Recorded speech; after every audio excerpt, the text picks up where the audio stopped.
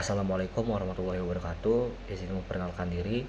Nama saya Lutful Hadi Berlian dengan NPM 24520111176. Pada video kali ini saya akan membahas materi pada bab 4, yaitu domisili dan catatan sipil pada subbab domisili.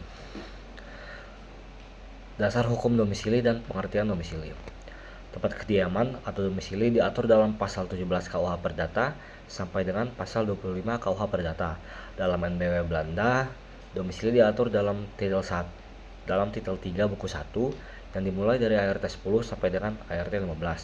Tempat kediaman adalah tempat seseorang melakukan perbuatan hukum, dan perbuatan hukum adalah suatu perbuatan yang menimbulkan akibat hukum.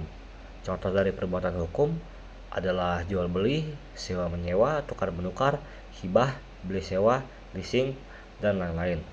Tujuan dari penentuan domisili ini adalah untuk mempermudah para pihak dalam mengadakan hubungan hukum dengan pihak-pihaknya.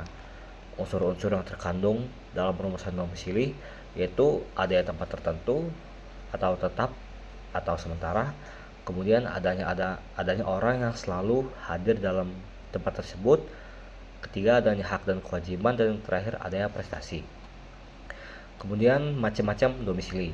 Domisili dapat dibedakan menurut sistem hukum yang mengaturnya, yaitu menurut Common Law atau hukum Inggris dan hukum Eropa kontinental.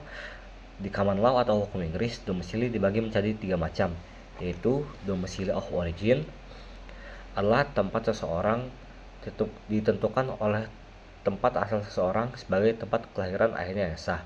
Yang kedua, domisili of dependence adalah tempat tinggal yang ditentukan oleh domisili dari ayah bagi anak yang belum dewasa, domisili ibu bagi anak yang tidak sah, dan bagi seorang istri ditentukan oleh domisili suaminya.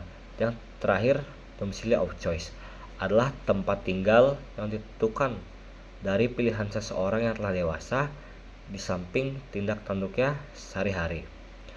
Dalam hukum Eropa kontinental, khususnya KUH Perdata dan NBW atau BW Baru Negeri Belanda, tempat tinggal dibedakan menjadi 2 macam, yaitu tempat kediaman yang sesungguhnya dan yang kedua tempat kediaman yang dipilih. Tempat kediaman yang sesungguhnya adalah tempat melakukan perbuatan hukum pada umumnya.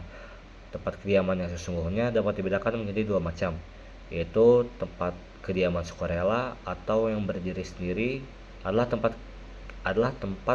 kediaman yang tidak bergantung atau ditentukan oleh hubungan dengan orang lain.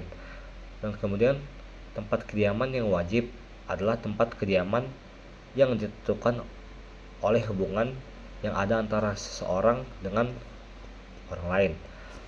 Ketentuan-ketentuan yang mengatur tempat kediaman yang sesungguhnya terdapat dalam pasal 20 sampai dengan pasal 23 KUH Perdata.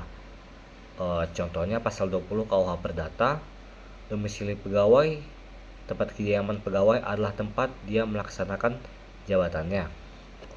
Manfaat dari penentuan domisili ini adalah dapat ditentukan tempat pendaftaran akta kematian pada kantor catatan sipil tertentu. Misalnya si A meninggal dunia di Kodia Mataram, maka tempat pencatatan akta kematiannya pada kantor catatan sipil Kodia Mataram, bukan kantor catatan sipil Lombok Barat. Domisili of choice atau domisili yang dipilih dapat dibedakan menjadi 2 macam. Contohnya, domisili yang ditentukan oleh undang-undang adalah tempat kediaman yang dipilih berdasarkan ketentuan yang terdapat dalam peraturan perundang-undangan. Dan kemudian domisili secara bebas adalah tempat kediaman yang dipilih secara bebas oleh para pihak yang akan mengadakan kontrak atau hubungan hukum. Misalnya A melakukan pembayaran pada B, maka kedua belah pihak memilih kantor notaris sebagai tempat pembayaran.